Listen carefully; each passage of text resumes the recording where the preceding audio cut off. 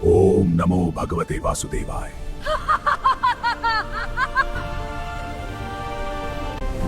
हे बालक, अब तुम्हें जलाकर राख कर दूंगी। देखती हूँ कि अब तुझे कौन बचाने आता है। कर देवी, यह अग्नि तुझे नहीं मुझे पुकारती है। और मैं इसे नियंत्रित तेरे लिए है। प्रिय दर्शकों, आप सभी को होलिका और रंग पंचमी की शुभकामनाएं। मित्रों, होली का त्योहार हमारे सनातन धर्म के सबसे प्रमुख त्योहारों में से एक है।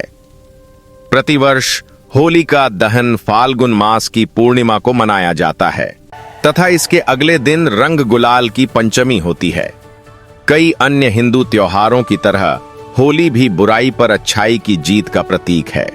हम हर वर्ष बड़े ही धूमधाम से रंगों का त्योहार होलिका मनाते हैं। उससे एक दिन पहले मुख्य होली का त्योहार मनाया जाता है, जिसे होलिका दहन कहते हैं।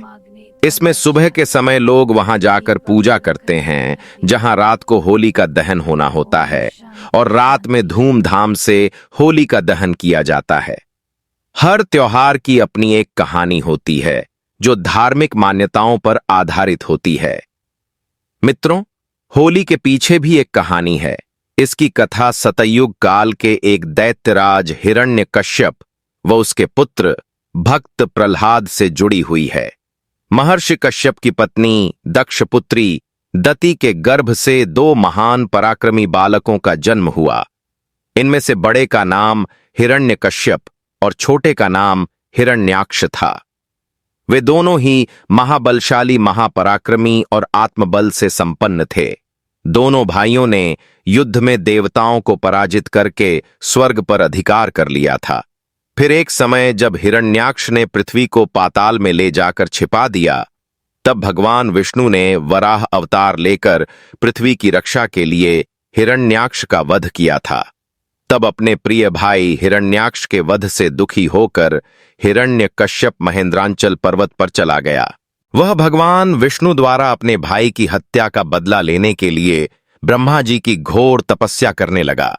उसी अवसर का योग्य उपयोग करते हुए देवराज इंद्र आदि देवताओं ने हिरण्यकश्यप के राज्य पर आक्रमण कर दिया और उन्हें राज्य विहीन कर दिया। फिर सभी दैत्यगण इस युद्ध में पराजित हुए और पाताल लोक को भाग गए। तभी देवराज इंद्र को लगता है कि सारे दैत्य डरकर पाताल लोक में जाकर छुप गए। बस हिरण्यकश्यप की पत्नी कयाधु ही महल में शेष है। तब इंद्र ने अपने देवगणों को आदेश देते हुए कहा कि हे गणों, शीघ्रता से जाओ और हिरण्यकश्यप की पत्नी कयाधु को बंदी बना लो। अब वहीं कयाधु हमें उस दुष्ट को वश करने में सहायता कर सकती है। अपनी पत्नी को वापस पाने के लिए जरूर हमारे पास आएगा। मित्रों, फिर देवराज इंद्र ने स्वयं हिरण्यकश्यप के महल में प्रवेश करके उसकी पत्नी कयाधु को बंदी बना लिया। तब उसकी पत्नी गिड़गिड़ाते हुए, विनती करते हुए बोली, हे देवराज, मुझे छोड़ दीजिए। मेरा तो आपसे कोई बैर नहीं। हे देवराज, मैं गर्भवती हूँ। कृपा करें और मेरे गर्भ की रक्षा करें। तब क्रोधित होकर देवराज इंद्र ने कहा, नहीं देवी, हम एक क्रूर और अधर्मी दैत्य की पत्नी को यहां नहीं छोड़ सकते हैं। यह हम सभी देवताओं के लिए हानिकारक है। इतना कहकर देवराज इंद्र दैत्यराज की पत्नी कयाधु को बलपूर्वक बंदी बनाकर ले जाने लगे। जब वे अपने रथ में सवार होकर स्वर्ग की ओर बढ़ा रहे थे कि तभी रास्ते में उनकी भेंट देवर्षि नारद जी से हो गई। उसी समय कयाधु जोर जोर से चिल्ला पड़ दी और कहने लगी कि कोई बचाओ, मेरी रक्षा करो। ये देवता होकर भी एक गर्भिणी स्त्री को बलपूर्वक अपहरण करके ले जा रहे हैं। हे प्रभु, मेरी रक्षा करो। तब बीच में ही देवर्षि नारद नारायण नारायण का जाप करते हुए देवराज इंद्र के मार्ग का अवरोधक बन जाते हैं और उनसे पूछते हैं, हे देवराज, आप देवी कयाधु को कहां ले जा रहे हो? तब देवराज इंद्र ने कहा, हे देवर्षि नारद, कृपया आप मेरे मार्ग से दूर हो जाए। आप हमारे बीच व्यर्थ में अवरोधक बन रहे हैं।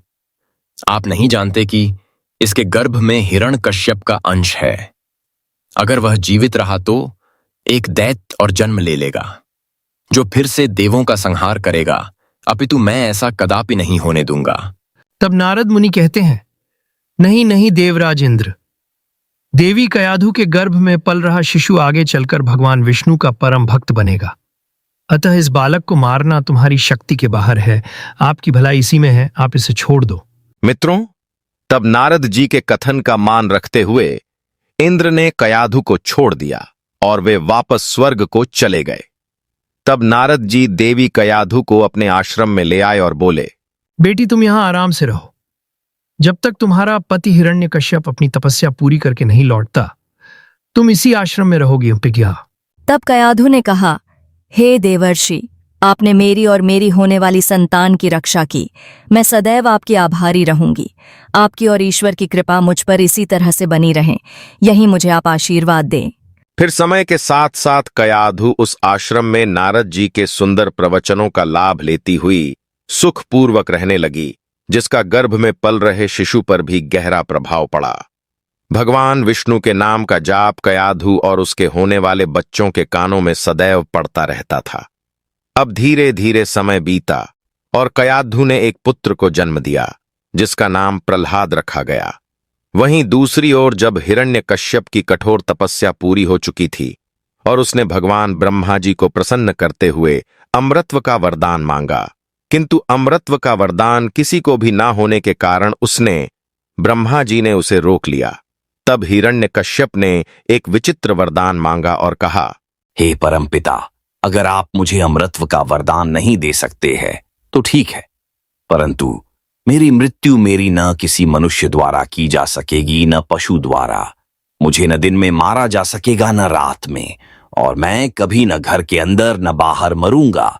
साथ ही न किसी अस्त्र के प्रहार से और न किसी शस्त्र के प्रहार से मेरे प्राणों को कोई डर रहेगा। इतना कहकर वह शांत हो गया।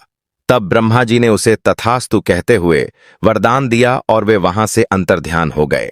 मित्रों, फिर वरदान मिलने के बाद हिरण्यकश्यप को अपने ऊपर अहंकार हो गया और वह तीनों लोकों पर अत्याचार करने लगा। फिर कुछ समय के बाद कयाधु भी प्रहलाद को लेकर राजमहल में आ गई। भक्त प्रहलाद शिक्षा दीक्षा ग्रहण करने गए। तब हिरण्यकश्यप का पुत्र प्रहलाद भगवान विष्णु का परम भक्त हो चुका था। वह बचपन से ही श्री हरि का नाम जपता और उनके गुण गाता था। वह गुरुकुल में अन्य शिष्यों को भी ईश्वर की भक्ति का महत्व समझाता था। जब यह बात हिरण्यकश्यप को पता चली तो वह अत्यंत क्रोधित हुआ। उसने प्रहलाद को बुलाकर उसे समझाने का प्रयास किया कि वह विष्णु की भक्ति छोड़कर केवल उसी की आराधना करे, परंतु प्रहलाद अपने पिता की बातों से विचलित नहीं हुआ और दृढ़ता से कहता रहा कि सच्चे भगवान श्री हरि ही हैं और उनकी भक्ति से ही जीवन का कल्याण संभव है। अपने ही पुत्र के मुख ऐसी अवहेलना को सुन हिरण्यकश्यप को बड़ा ही क्रोध आ गया और बोल पड़ा, अरे यह बड़ा ही मूर्ख, दुरात्मा, पिता का अपमान करने वाला नीच बालक है। इस बालक को अब भी मार डालो। अब इसके जीने से कोई लाभ नहीं है, क्योंकि ये शत्रु प्रेमी है। यह तो अपने कुल का ही नाश करने वाला हो गया है। तब कयाधु रोते हुए गिड़गिड़ाते हुए बोली, नहीं नहीं स्वामी, ऐसा मत कीजिए मेरे लाल। मेरे बालक को छोड़ दीजिए। यह आपका पुत्र है, अभी यह अज्ञानी है। फिर दैत्य ने कहा, अरे सैनिकों, तुमने सुना नहीं, इसे मेरी नजरों से दूर ले जाओ। मित्रों, फिर सैनिकों ने प्रहलाद को अनेकों प्रकार से मारने की चेष्टा की, पर उनके सभी प्रयास भगवान श्री हरि की कृपा से असफल हो जाते थे।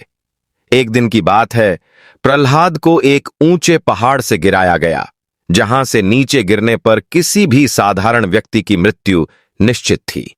लेकिन भगवान विष्णु की कृपा से प्रहलाद को कोई आघात नहीं पहुंचा। जैसे ही वह नीचे गिरा, भगवान विष्णु ने अपनी अदृश्य शक्तियों से उसे सुरक्षित धरती पर उतार दिया। यह देखकर वहां उपस्थित सैनिक और दरबारी आश्चर्यचकित रह गए कि बिना किसी सुरक्षा के गिरने के बावजूद प्रहलाद पूर्णतः सुरक्षित था। फिर अगले दिन उसे विषाक्त भोजन दिया गया, परंतु विष्णु नाम के प्रभाव से विष का कोई असर नहीं हुआ। प्रहलाद ने भगवान का नाम लेते हुए भोजन ग्रहण किया और विष स्वयं अमृत में परिवर्तित हो गया। यह देखकर सैनिक और दरबारी हैरान रह गए और माता कयाधु भी आश्चर्यचकित हो गईं। फिर से उसे उग्र सिंहों और विषैले सर्पों के बीच छोड़ा गया। ताकि वह भयभीत होकर मृत्यु को प्राप्त हो जाए। लेकिन जैसे ही सर्पों ने प्रहलाद को डसना चाहा, वे शांत हो गए और उनकी विषैली प्रवृत्ति नष्ट हो गई, तथा सिंहों ने भी प्रहलाद को कोई हानि नहीं पहुंचाई और वह सुरक्षित बच गया। फिर से अगले दिन उसके हाथ पैर बांधकर समुद्र में फेंकवा दिया गया ताकि वह डूबकर मर जाए। लेकिन समुद्र ने भी भगवान विष्णु की कृपा से प्रहलाद को अपने ऊपर तैरा कर किनारे तक पहुंचा दिया। जब प्रहलाद बिना किसी कष्ट के पुनः अपने महल में लौट आया तो यह देखकर हिरण्यकश्यप और अधिक क्रोधित हो गया। मित्रों, भक्त प्रहलाद को मारने के सब प्रकार के प्रयास विफल हो चुके थे। फिर एक दिन की बात है, हिरण्यकश्यप इसी चिंता में डूबा हुआ था कि अपने पुत्र का वध किस प्रकार से करने से उसकी मृत्यु निश्चित रूप से संभव है। तभी उसकी बहन होलिका उसके पास आई और बोली, भैया, मैं इतने महान बलशाली राजा को इस तरह चिंता में डूबा नहीं देख सकती। आपको आपकी सभी चिंताओं से मुक्ति दिलाने के लिए मैं आपके पास एक प्रस्ताव लेकर आई हूँ। तब आश्चर्यचकित होकर हिरण्यकश्यप बोल पड़ा, कैसा प्रस्ताव बहन होलिका? मेरी तो सबसे बड़ी चिंता वो विष्णु भक्त प्रहलाद है। मेरा ही अंश होने के बावजूद उस पापी विष्णु का नाम जाप करता है। मुझे तो सिर्फ उसे मृत्यु दंड देना है, उसके बाद मेरी सारी चिंताएं दूर हो जाएंगी। तब होलिका ने हंसते हुए कहा, हाँ भैया, मेरे पास एक योजना है जिसके द्वारा आप प्रहलाद को मार सकते हो। भैया, आप तो जानते ही हो मुझे भगवान ब्रह्मा से वरदान प्राप्त है कि अग्नि मेरा कुछ नहीं बिगाड़ सकती। यदि मैं प्रहलाद को अपनी गोद में बिठाकर अग्नि में बैठ जाऊं, अर्थात सैनिकों की सहायता से एक बड़ी जगह पर चिता जलाई जाए और उस अग्नि में मैं प्रहलाद को अपनी गोद में लेकर बैठ जाऊंगी, फिर मैं उसे कसकर पकड़कर रखूंगी ताकि वह उस अग्नि से निकलकर भागने ना पाए और उसी चिता में जलकर भस्म हो जाए। उसके पश्चात प्रहलाद जलकर भस्म हो जाएगा और आपके मार्ग का शत्रु भी साफ हो जाएगा। तब हंसते और प्रसन्नतापूर्वक दैत्यराज ने कहा, अति उत्तम बहन होलिका, अति उत्तम। तुम शीघ्र ही इस योजना पर अमल करो। मैं सैनिकों को आदेश देता हूं कि प्रहलाद के लिए एक बड़ी चिता तैयार की जाए। मित्रों, इसके बाद हिरण्यकश्यप ने अपने सैनिकों को यही आदेश दिया और कुछ ही समय में खाली जगह पर विशाल लकड़ियां और घास फूस इकट्ठी कर दी गईं और उसके बीचों बीच होलिका प्रहलाद को अपनी गोद में लेकर बैठ गई। इसके पश्चात हिरण्यकश्यप की आज्ञा अनुसार उस चिता में आग लगा दी गई। आग लगते ही प्रहलाद हमेशा की तरह नारायण नारायण का नाम जपने लगा।